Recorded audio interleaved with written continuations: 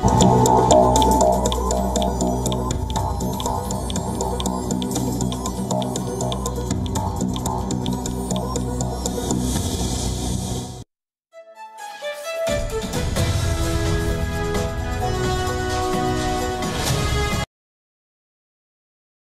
to Gravitas. I'm Palki Sharma Upadhyay.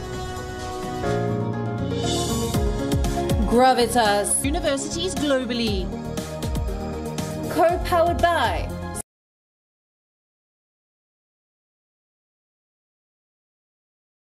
Health Insurance. The Health Insurance.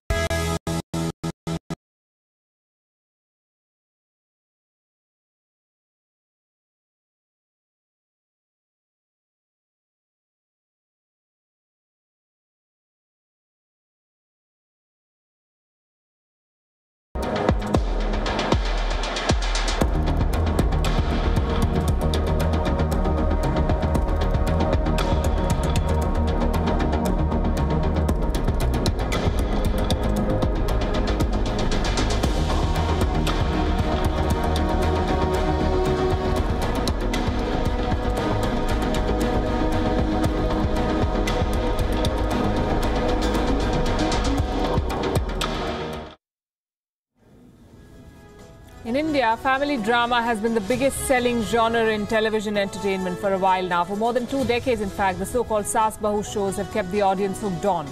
Turns out the appetite for this is not unique to India. The world is witnessing the biggest family drama playing out. It's been set in a palace.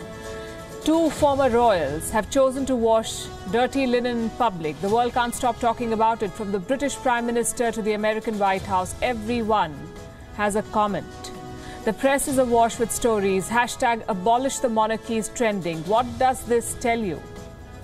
That when it comes to setting priorities, the UK is not the gold standard. It is struggling with a pandemic response, worsening pandemic in fact, and a dwindling economy, and all it can seem to care about is who said what in the Buckingham Palace. On Gravitas tonight, we'll discuss why this obsession with the monarchy persists and what's the relevance of the monarchy in today's world. Also on the show, another case of misplaced priorities. The UK Parliament is debating Indian laws and Indian issues. Delhi summons the British High Commissioner. What are freedom pineapples? Why is Taiwan making them trend? And why is this leaving a sour taste in China's mouth? We'll tell you all about it. The biggest story from Africa comes from Senegal. Violent clashes have intensified after the opposition leader was charged with rape. And the world is running out of the most consumed natural resource after water, sand. We begin as always with Gravitas Global Headlines. Russian authorities are suing 5 social media platforms for allegedly failing to delete posts urging children to take part in illegal protests. Twitter, Google and Facebook each have 3 cases against them, with each violation punishable by a fine of up to $54,000. Cases have also been filed against TikTok and Telegram.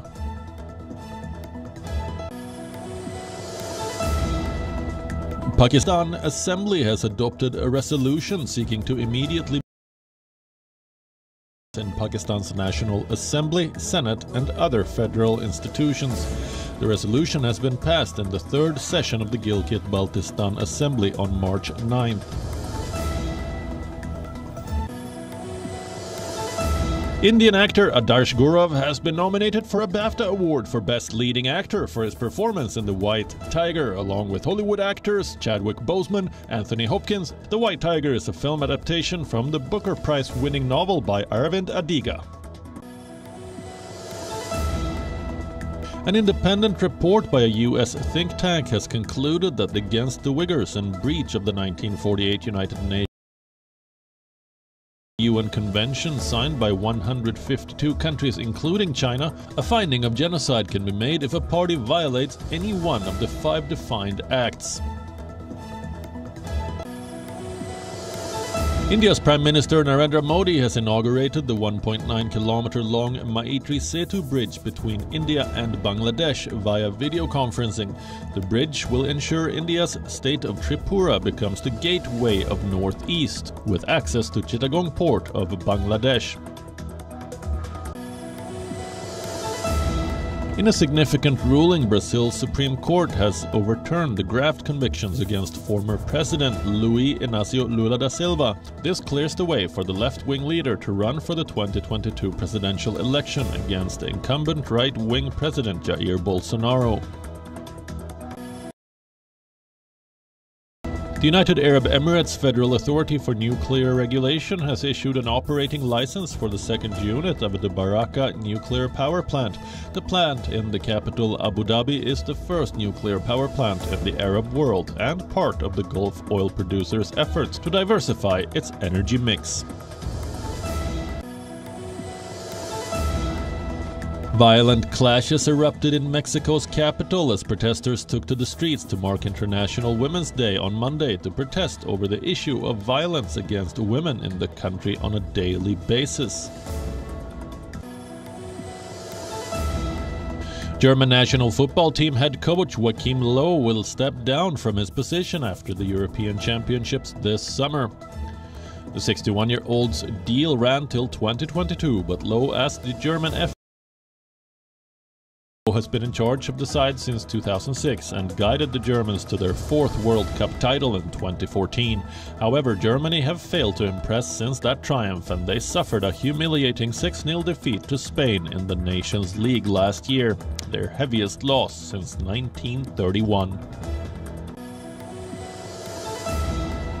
Novak Djokovic celebrated his record of most weeks as world #1 with fans in Belgrade. He admitted it had taken blood, sweat and tears to eclipse Roger Federer's mark of 310 weeks at the summit of world rankings. Djokovic won a record-extending 9th Australian Open title last month and is taking a break to recuperate from an abdominal muscle tear that plagued him through the tournament. There were boisterous street celebrations from fans, with Djokovic and his family members joining in the fun in the Serbian capital.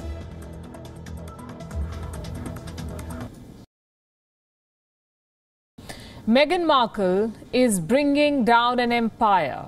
That's what a Democratic lawmaker in New York said yesterday. He was talking about the bombshell interview, the one featuring two former royals, the one now and the one that has triggered what can only be called. Let's look at the headlines. These are British newspapers. What have they done? That's the headline of the Daily Mail. 5 years. That's the Daily Mirror for you. Its front page says the palace is in quote-unquote meltdown. The Harry-Meghan interview is devastating. Now, British tabloids are infamous for blowing things out of proportion, and this interview is perfect fodder for them. It is triggering new fights, even on live television. Broadcaster Piers Morgan engaged in a rather heated debate with his colleagues while discussing this interview. Angry to the point of boiling over today. I'm sickened by what I've just had to watch. OK, a number of people might be upset. Sorry, you can come to you can defend it in a minute. I'm just going to say what I'm going to say. They trash everybody. They basically make out the entire royal family a bunch of white supremacists by dropping this race bombshell without... that phrase. That's not all. Piers Morgan later walked out of his own show. He lost his cool after one of his colleagues accused him of launching a quote-unquote one-man tirade against the former royal. They're overreacting, and you'd be right, but then once. This interview has caused what is being called a full-blown constitutional crisis. Even the White House felt the need. During a press conference, the White House press secretary seemed to suggest that U.S. President Prince Harry and Meghan Markle to speak out. You know, Meghan Markle is a private citizen, and so speak about their own struggles with mental health and tell their own personal story. That takes courage. And that's certainly something the president believes in. A flood of tweets came from Mira Harris too, the niece of Vice President Kamala Harris, the one who's proven to be an ace at milking controversies. In fact, comments and reactions have been pouring in from around the world. It's as if which princess of utmost priority and importance for the whole world right now. It's beyond bizarre, but 2020 has taught us not to undermine the bizarre. is talking about the royal interview except the royals themselves. No word yet from the Buckingham Palace. The royal say that Meghan and Harry washed dirty linen in public would be an understatement. They've leveled some very serious charges against the British monarchy. Meghan Markle claims that she was suicidal at one point. She accused a member of the royal family of racism. The Buckingham Palace has not said a word. Harry's father, Prince Charles, made his first public appearance today. He was asked about the interview. This was his response. Sir, can I ask, what did you think of the interview? Hi, sir. Thank you.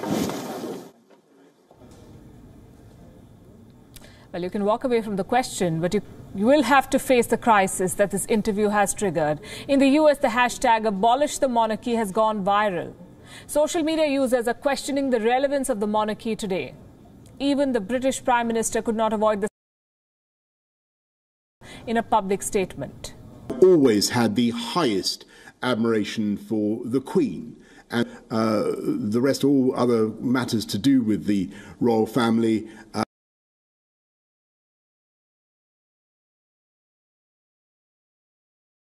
I've spent a long time now not commenting on royal family matters, and I don't intend to depart from that. I would like to remind you, all of this is happening over one interview. A former royal couple chose to reveal their family feud. Some have called them brave. Others say they're just attention seekers. Well, whatever they are, they're at the center of a storm now. They may have wanted to make a splash. They ended up with a tsunami. And if there's one thing that Meghan Markle's interview has done, it has raised questions on the role and the conduct of the British monarchy. Is it unaccountable? Is it racist? What purpose does it serve? Except maybe boosting the soft power of Britain. It attracts media attention, tourism, international students, maintains political goodwill, and sometimes helps secure trade deals. But is it a meaningful and relevant institution in today's world? One family gets taxpayer-funded grants, lives in lavish palaces, gets special protection from the justice system, and wields political influence. Why? Because they were born royal. But pause for a moment and ask yourself, does the world still have a place for such an antiquated system of governance?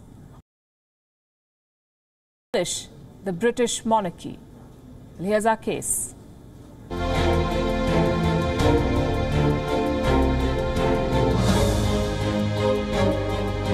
And we rejoice, Your Majesty, for the way in which you have given wonderfully in service to this nation. A child born in the United Kingdom today can become anything he or she wants to. An actor, a footballer, a prime minister, but not a head of the state.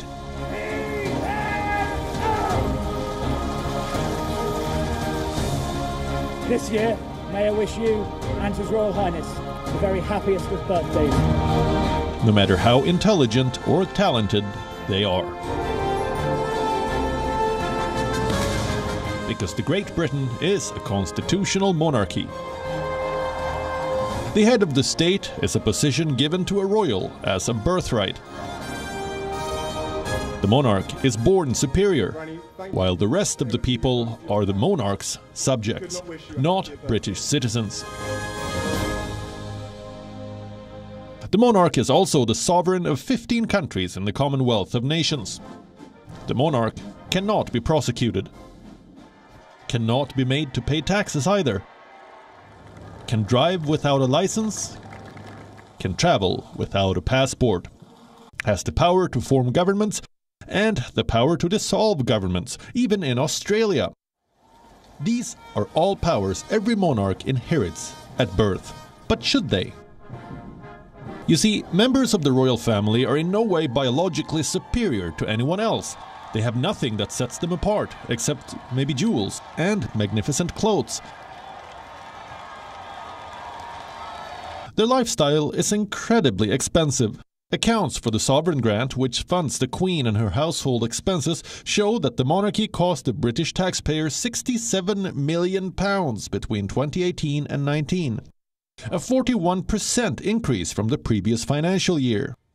To add to this, the royal prerogative gives extensive and unaccountable power to the royal family. The monarchy can exercise its own judgment to influence government policy, political debates, appointment of the next Prime Minister, and the dissolution of the British Parliament. Prohibited from questioning the conduct of the royal family or discuss the future of the monarchy. The monarchy also undermines the proper recognition of merit as the hereditary head of state. The Queen is the governor of the Church of England, the commander-in-chief of the armed forces, and the fount of justice, the head of British judiciary. The monarchy says these are all ceremonial powers. But according to a report by The Guardian, there have been at least 1,000 instances when the Queen has been given a chance to shape a draft legislation to suit her private wishes. In fact, in February this year, a report revealed how the Queen had lobbied for changing a law to hide her wealth. The monarchy also makes it impossible to separate the church and state. For all its claims of being a multicultural and secular society, the Church of England discriminates in favor of one religion above all.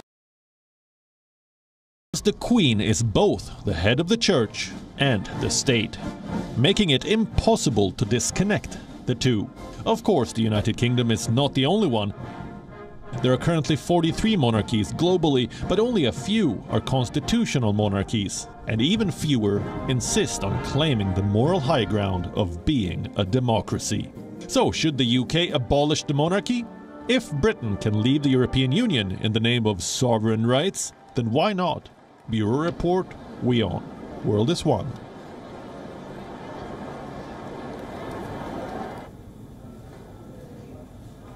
There's no other way to put it. Britain is in the worst shape since the Second World War.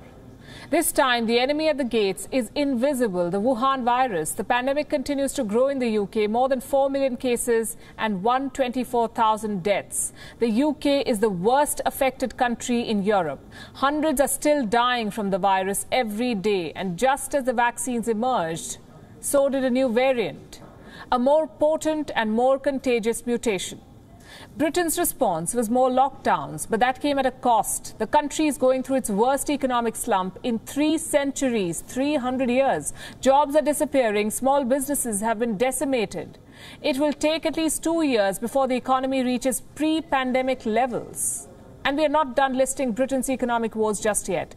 The government has been on a borrowing spree since last year. The budget deficit is at its highest since the Second World War.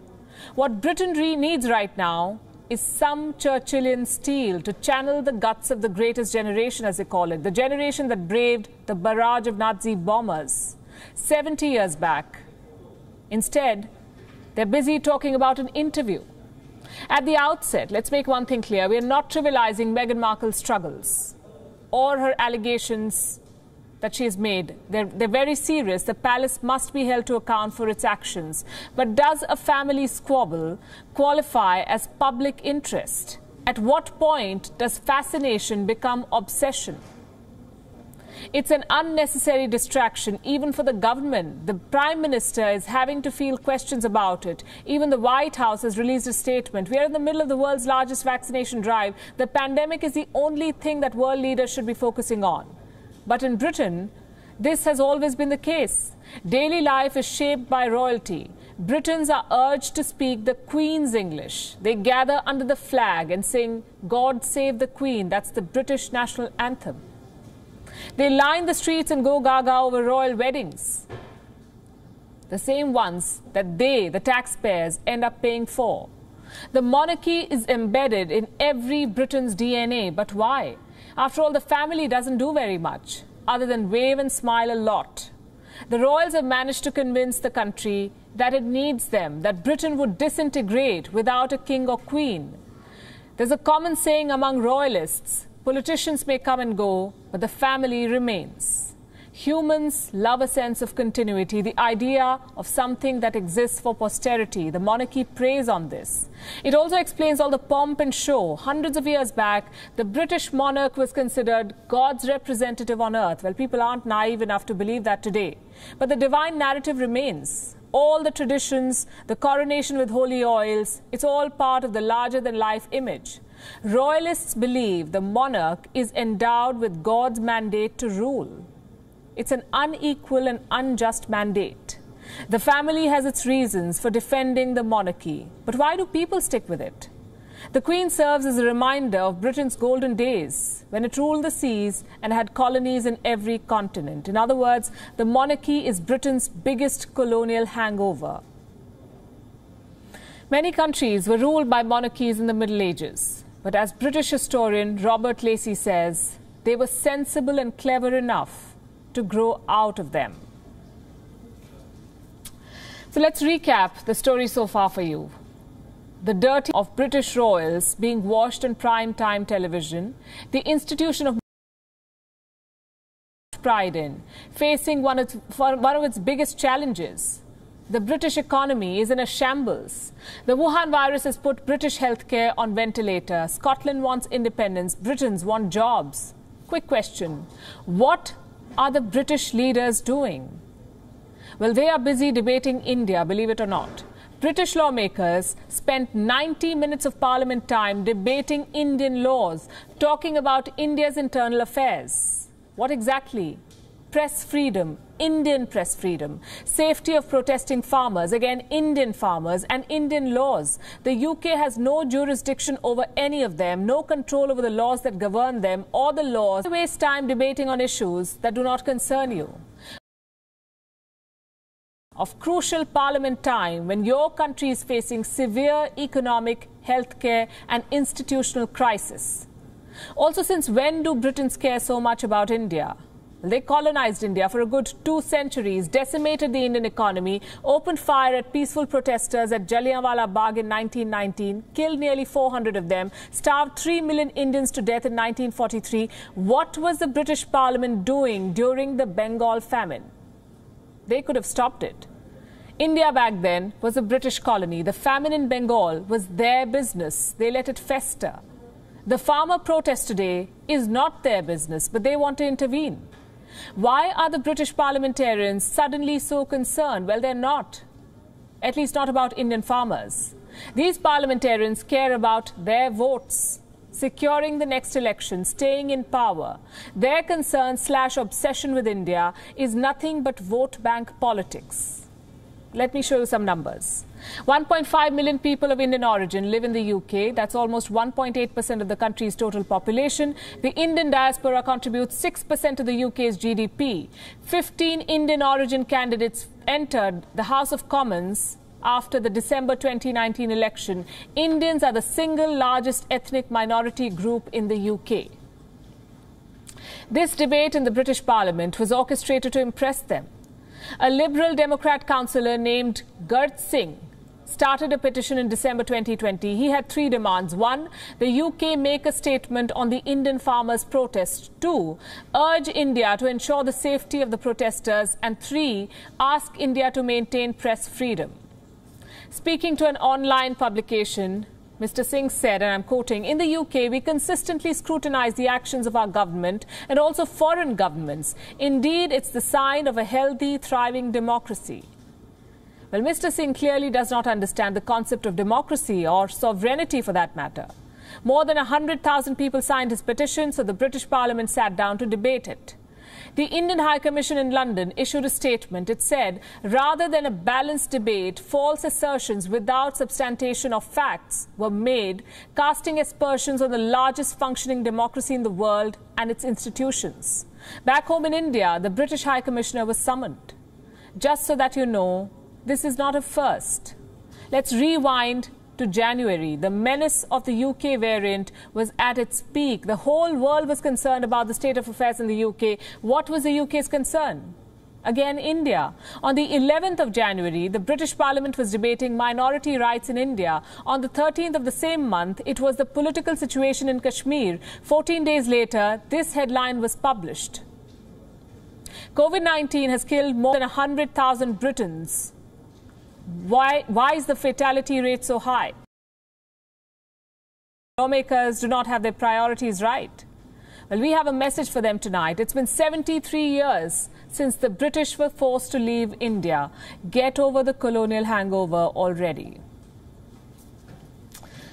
Over to Myanmar now, where the situation is going from bad to worse. It's deteriorating by the day. The military is consolidating its control on Myanmar. Hundreds were trapped in a cordon on Monday night. One of the officials from Aung San Suu Kyi's party has died in custody less than a day after he was arrested. Myanmar's security forces have stormed universities and hospitals. 5 independent media organizations have lost their license to broadcast. Here's the latest from Myanmar, where people are braving guns every day to save democracy. This happens almost every day in Myanmar now. Myanmar security forces use lethal force against peaceful protesters when they turn up on the streets. The situation is deteriorating. The military junta that now faces mass strikes is not backing down. Detentions have now become more frequent. In Mekina, a nun kneeled before police officers to protect local residents and children. I don't want any members of the community to suffer. I don't want them to live a miserable life. I hope they will find work according to their skills. While the cops kneeled with folded hands before this nun, in other parts they haven't been so accommodating. The Sanchuang township is the biggest city of Myanmar. Here the military cornered hundreds and allegedly threatened to go door to door to round up protesters. Those who were detained were reportedly let go of in the morning. But the clampdown is becoming tougher. Licenses of 5 independent media companies have been revoked. Any reporting they do will now be deemed illegal. The military controls the state television. It has detained dozens of reporters. Since the coup on the 1st, 60 people have died, and about 1,800 haven't left the streets. They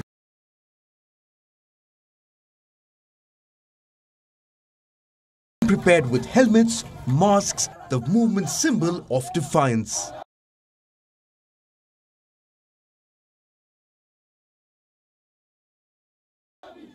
As the world watches, the people of Myanmar are fighting to restore democracy. WION World is One.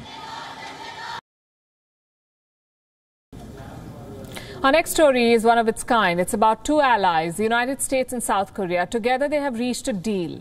The 2 countries have arrived at a new arrangement of sorts. They will share the cost of 1,000 soldiers in South Korea. They're there to deter a potential act of aggression from North Korea.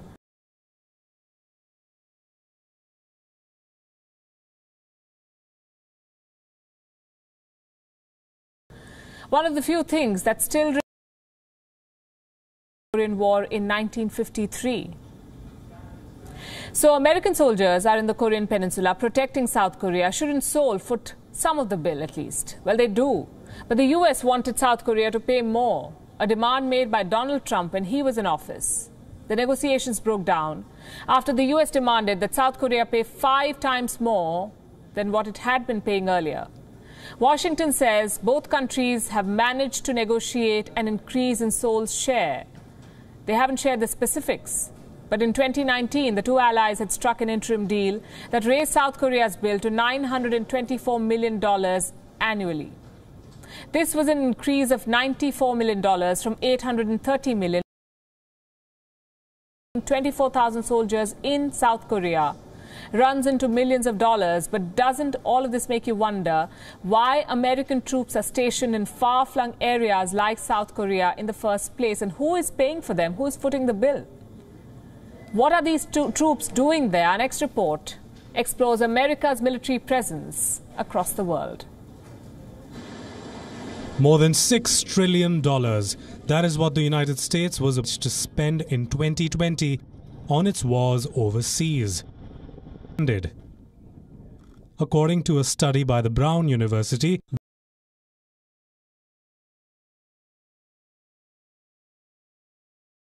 fight has spread to more than 119 119 in Japan, 80 into thousands of dollars. The US spends anywhere between $10,000 to $40,000 on average additionally per person per year to station overseas. More than $51 billion per year goes towards spending on bases abroad. America since World War II. A reassessment is long overdue. The Biden administration has begun conducting a review of its military presence worldwide. A report is expected by mid-2021. Until then, no major troop withdrawal is in office. Joe Biden froze the withdrawal of 12,000 soldiers from Germany, an order that was given by the former president.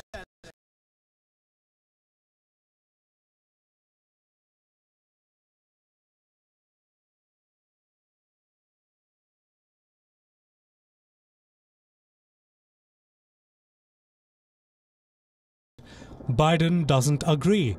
The decision on Europe was easy. The choices are more difficult in conflict zones. Countries like Iraq and Afghanistan, where around 5,000 American servicemen are said to be deployed.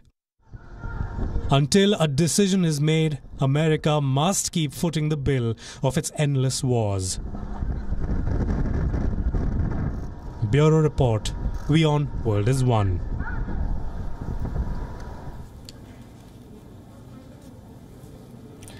Do you know what's happening in Senegal? The country has been rocked by violent protests for the last 1 week. The worst unrest in nearly a decade. 5 people have lost their lives. Foreign businesses are being ransacked. The violence has paralyzed Senegal's capital. How did it start? And where is it going? Here's a report. Situated on the westernmost part of Africa is Senegal. A majority Muslim nation with relatively low human development, it is witnessing the worst unrest in nearly a decade. It all began on the 3rd of March with the arrest of this man, Ousmane Sonko, Senegal's opposition leader, who is immensely popular among the youth. He was arrested last Wednesday on charges of rape. His supporters say the charges are politically motivated. Senegal's president, Macky Sall, of trying to sideline this leader in the 2024. So they hit the streets by the thousands between Thursdays. On the 8th of March,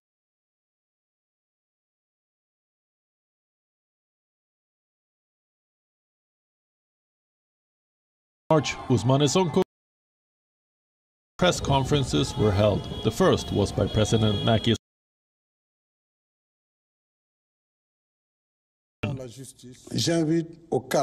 I call for calm and peace for all of us to be together. The worst. The second was by Ousmane Sonko, who asked his supporters.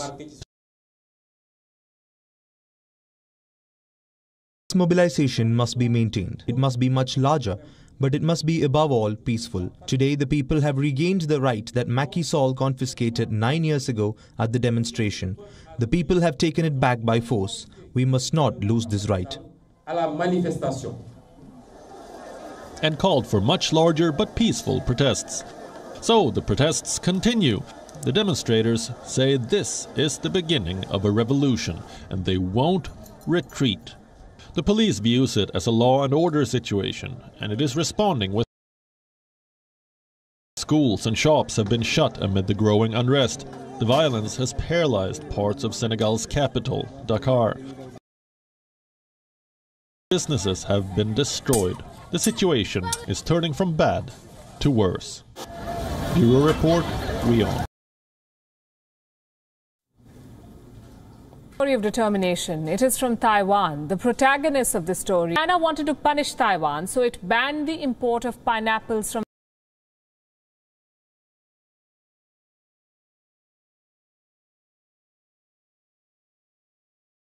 Taiwan. The move backfired. In just a few more pineapples than China bought from it last year. How did that happen? With generous orders from friends and a hashtag. You don't want to miss the story. Pineapples. They were Taiwan's biggest export to China last year. 90% of Taiwan's pineapple exports went to China until Beijing banned them. Chinese customs officials claim they found pests in pineapples imported from Taiwan. But in Taipei, the ban was seen as a political move, designed to hurt Taiwan economically. Suddenly, Taiwan had to find a new market for its pineapples. It came up with a campaign, #FreedomPineapples. Government officials of Taiwan began tweeting about pineapples. They were promoting the indigenous produce with a sales pitch, an appeal to purchase Taiwan's freedom pineapples as a form of protest against China. The plan worked. The Taiwanese have embraced the fruit as an act of patriotism. Taiwan's friends have backed the campaign. On Twitter, Taiwan's Foreign Minister Joseph Wu asked the world to rally behind the freedom pineapple. The American Institute in Taiwan, the de facto US embassy in the country, promoted Taiwan's pineapple campaign on its Facebook page. The Canadians pitched in too. Staff at their trade office in Taipei posed with a pineapple pizza to support Taiwan. Japan too extended a 6,000 tons of pineapples from Taiwan. A report from the Taiwanese press shared a photograph of a supermarket where pineapple went up for sale. In Taiwan, the consumer craze. On Instagram, she shared her love for pineapple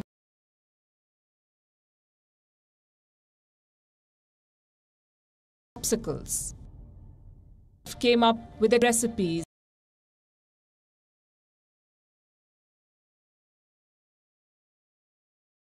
for his restaurants.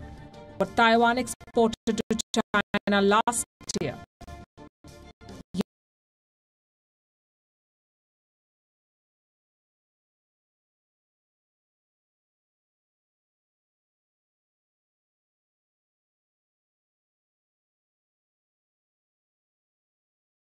Bureau Report, WION, World is One.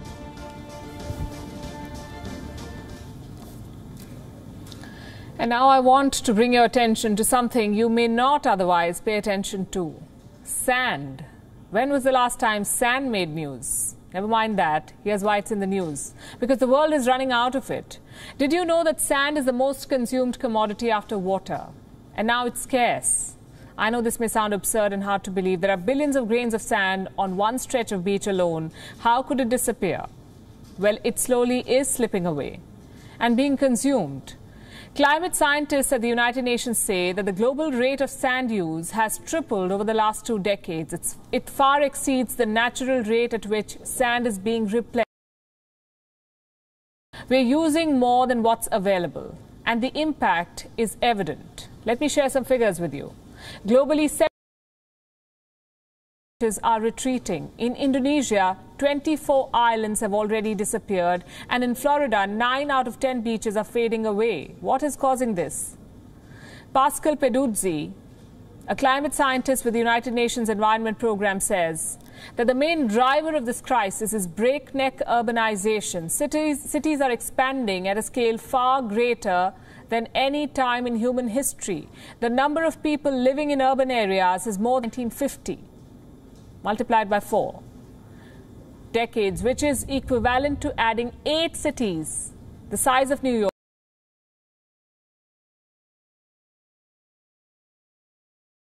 every single year. And homes. According to the UN Environment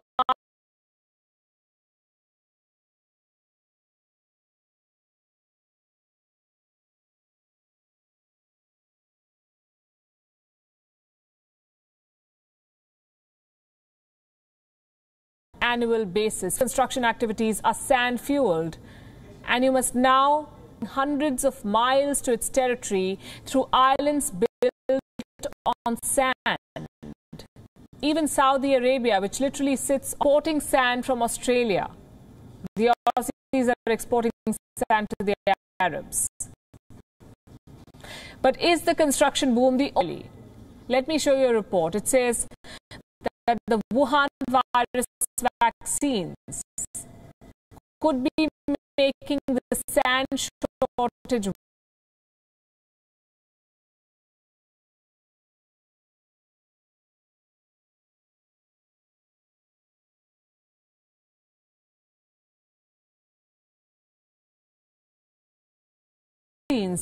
are stored in glass vials. The world is going to need something like 2 billion extra glass vials in the next 2 years alone. And scientists say this will further intensify the global sand shortage. So should we worry? Well, not yet. The point of this report was to highlight how we always end up exhausting natural resources, using more than what's available. How many of you remember the ash cloud 10 years ago that blocked all air traffic for days? It happened in Iceland after a volcanic eruption, and Iceland is staring at another possible eruption. The country was struck by 20,000 earthquakes in just 7 days, 20,000. And the last time a volcano erupted in Iceland, the world suffered the worst air travel disruption since the Second World War. What are the predictions this time? Here's a report. 20,000. That's the number of earthquakes that shook Iceland in just 7 days. A volcanic eruption is now imminent. Will the picture-perfect country soon be covered in lava? Will there be lava fountains, rivers of molten rock? Is this some scary prophecy coming to life? Watch on. Now is a time of very special concern, and yes, the possibility. A 5.7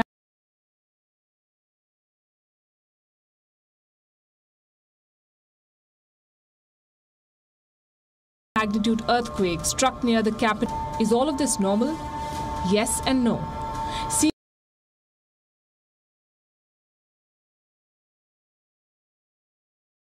Seismic activities are no alien to Iceland.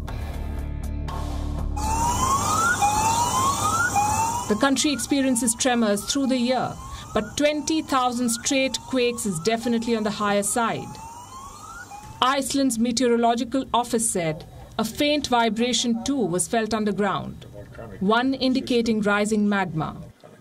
A quick crash course on Iceland's geography. The country is sitting on 30 volcanic systems. The most recent eruption was in 2010. The Eyjafjallajökull volcano had gone off. The eruption began in the month of April and was declared over only in December. It lasted 6 months, covered most of European sky, and caused the largest air travel disruption since World War II. That volcanic eruption was preceded by a similar wave of earthquakes. History, they say, teaches well. Experts are now on standby. Are they expecting similar to what happened in 2010, or worse? The recent quakes have been around 2 volcanic systems. 2 volcanoes have been identified, both very hard to pronounce and both at the risk of going off.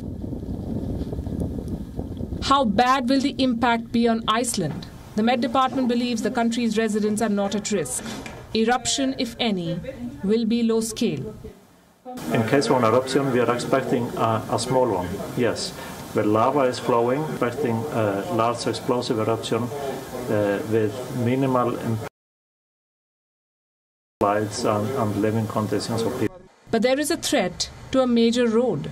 One connecting the airport goes off. This road may be glazed by lava. This volcano has been dormant for 800 years. It lies in a peninsula which is home to at least 5 active volcanoes. For now, all cameras are pointing at Iceland. A volcanic eruption, if any, will be streamed online, and we promise to keep you posted. Bureau Report, WION World is One. The world is running out of sands and our snacks are saltier than sea water. We live in a world of ironies and oxymorons like this one, healthy snacks. You know, snacks that are healthy snacks. Tell this to anyone from my mother's generation and they'll ask you, since when have snacks become healthy? You and I will then point at a packet of crisps that reads, baked, not fried, or probably pick up a packet of roasted pulses. But you know what? None of them are healthy. Some of them are saltier than seawater. I'm referring to a study. This study, it was carried out in the UK. 119 snacks were assessed. Roasted pulses, processed pulse snacks, chickpea chips and so on. 43% of them were found to be high on salt. The saltiest product was a hummus labelled 40% less fat, vegan, gluten-free. One serving of that supposedly healthy dip had more salt than 2 bags of McDonald's French fries. The group that carried out the survey found that a majority of the products did not display color-coded nutrition information. Instead, they were being marketed under claims like less fat, no added sugar, all natural. So basically, they're feeding us false marketing, unhealthy food laced with misleading claims. And while this study assessed products sold in the UK, I'm sure the result will not be very different for products in your nearest supermarket. False advertising, you see, is a global menace. Did you know a product that contains below 0.5 grams of trans fat per serving can be labelled as zero trans fat? Most products that claim to be sugar-free have high fructose corn syrup, honey, malt or sugar alcohol like maltitol or sorbitol. Have you come across packaged snacks that read light? Well, they're supposed to contain 50% less calories, but often the word light on the packet is just a reference to the color of the snack. Who would have thought? We all like jams that claim to be quote-unquote made with real fruits. Advertisers use that even when an entire bottle of jam has just one real grape. The same applies to fruit juice. The world is serving you false marketing. Don't fall for it. We've said this before. The so-called healthy snacks are doing you no good. There is only one way out of it. It's called home food, the only tried and tested healthy. On that note, it's a wrap. We're leaving you with Gravitas images. Thanks for watching.